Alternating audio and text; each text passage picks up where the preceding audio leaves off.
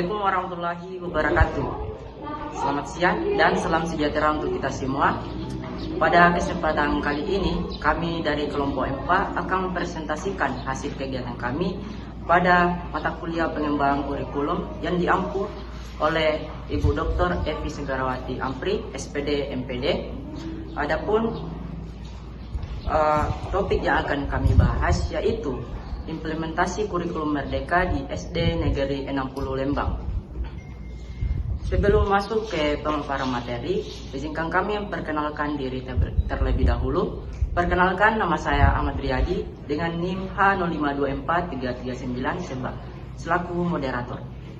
Dan perkenalkan, nama saya Mutmainah dengan NIM H0524540 sebagai pemateri pertama. Perkenalkan, nama saya Riz Andrini dengan NIM H0524301 sebagai pemateri kedua. Perkenalkan, nama saya Nasria dengan NIM H0524313 sebagai pemateri ketiga.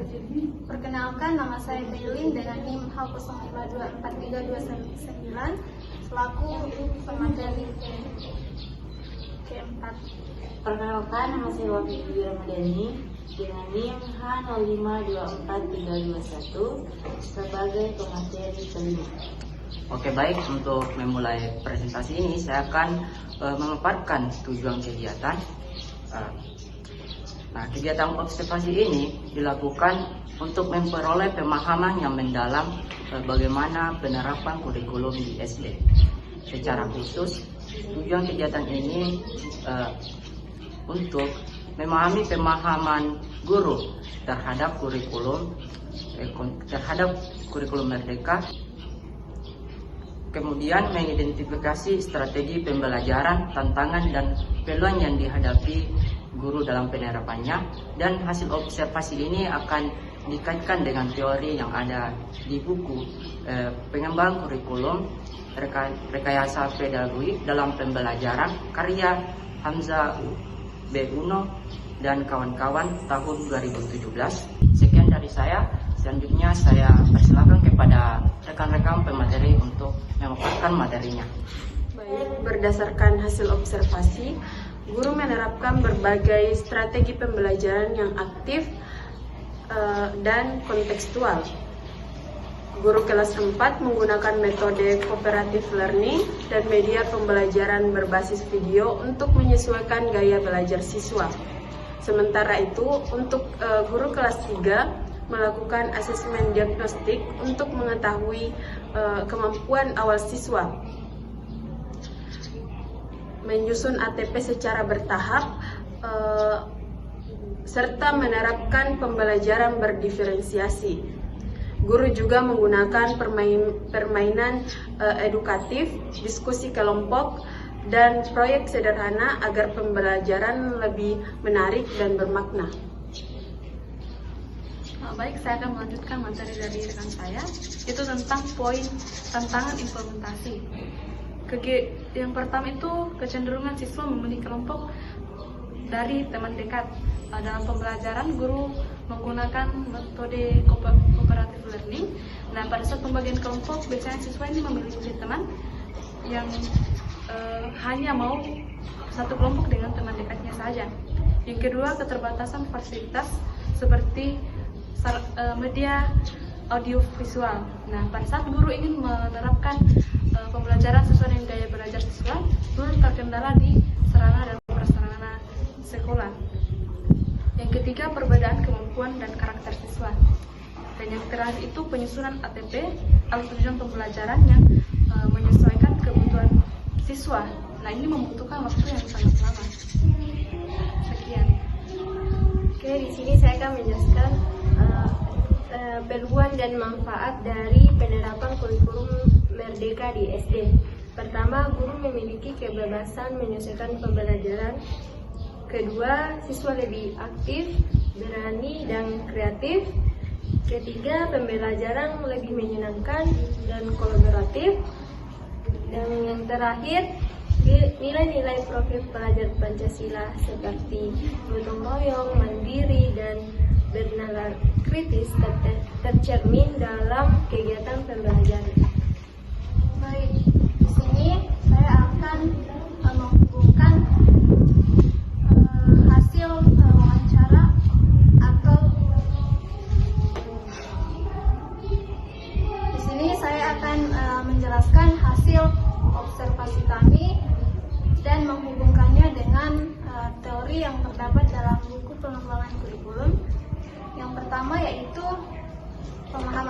terhadap kurikulum merdeka. Kalau guru kelas 4 itu memahami bahwa kurikulum ini datang sejalan dengan prinsip aktivitas dan juga student center, di mana kurikulum ini memberikan fleksibilitas bagi guru untuk menciptakan proses pembelajaran yang berpusat pada siswa. Jadi berkaitan dengan teori yang terdapat dalam buku, karena menekankan tentang pentingnya keterlibatan siswa dalam proses pembelajaran. Siswa harus aktif dalam proses pembelajaran. Kemudian menurut guru kelas 3 memahami bahwa kurikulum ini datang dengan tujuan yang jelas dan terarah. Jadi kurikulum itu mendatangkan yang namanya capaian pembelajaran. Capaian pembelajaran inilah yang memberikan arah bagi proses pembelajaran. Capaian pembelajaran ini diturunkan atau diolah menjadi alur tujuan pembelajaran dengan cara memperhatikan karakteristik siswa, kebutuhan belajar, dan minat siswa sesuai dengan teori yang terdapat dalam buku pengembangan kurikulum bab 7. Kemudian yang kedua yaitu strategi guru dalam pelaksanaan pembelajaran berbasis kurikulum merdeka.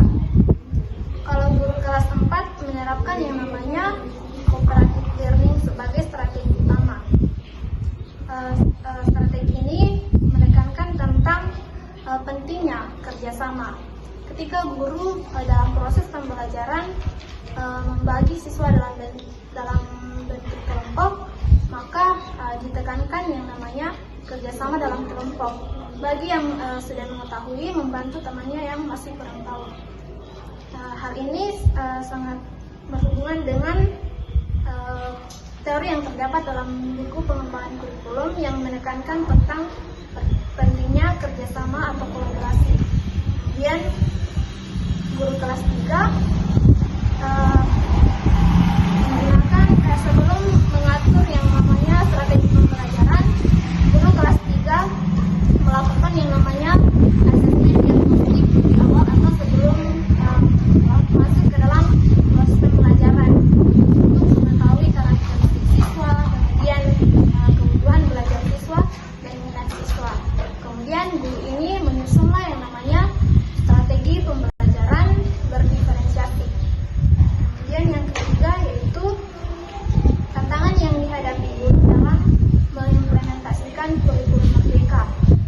Kalau guru kelas 4 itu ada beberapa tantangan yang dihadapinya. Yang pertama yaitu pada saat membuat kelompok kecil dalam proses pembelajaran, gurunya itu sering kewalahan atau sulit dalam membagi kelompok karena perbedaan kompetensi dan sulit untuk menyeimbangkan agar setiap kelompok itu dapat adil atau dapat seimbang. Kemudian yang kedua yaitu keterbatasan sarana dan prasarana di sekolahnya. Kemudian yang ketiga, guru kelas 4 itu sulit dalam mengolah emosi siswa yang gampang untuk berubah-ubah.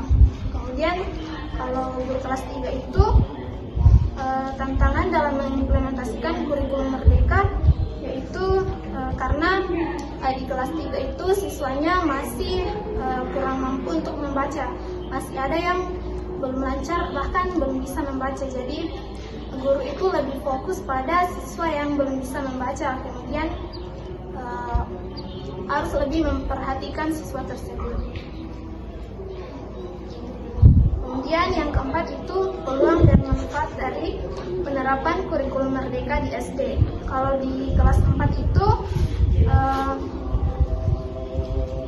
guru itu melaksanakan pembelajaran yang berpusat pada peserta didik sehingga menciptakan peserta didik yang kreatif, kolaboratif, dan berpikir kritis.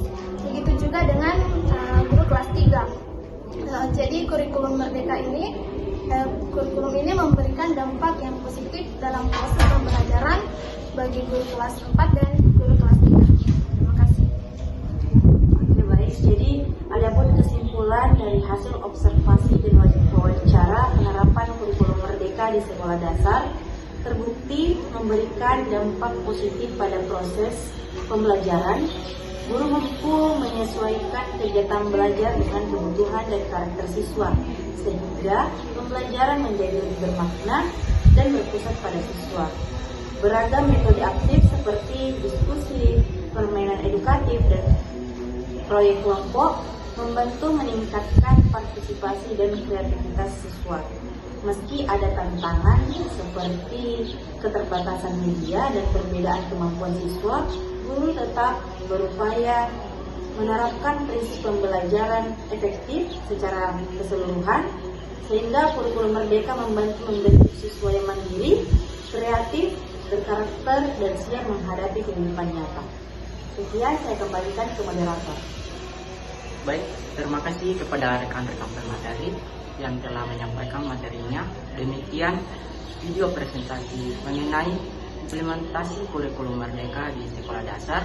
Kami berharap apa yang telah kami sampaikan dapat memberikan wawasan dan manfaat bagi kita semua. Terima kasih telah menyimak video presentasi ini. Wassalamualaikum warahmatullahi wabarakatuh.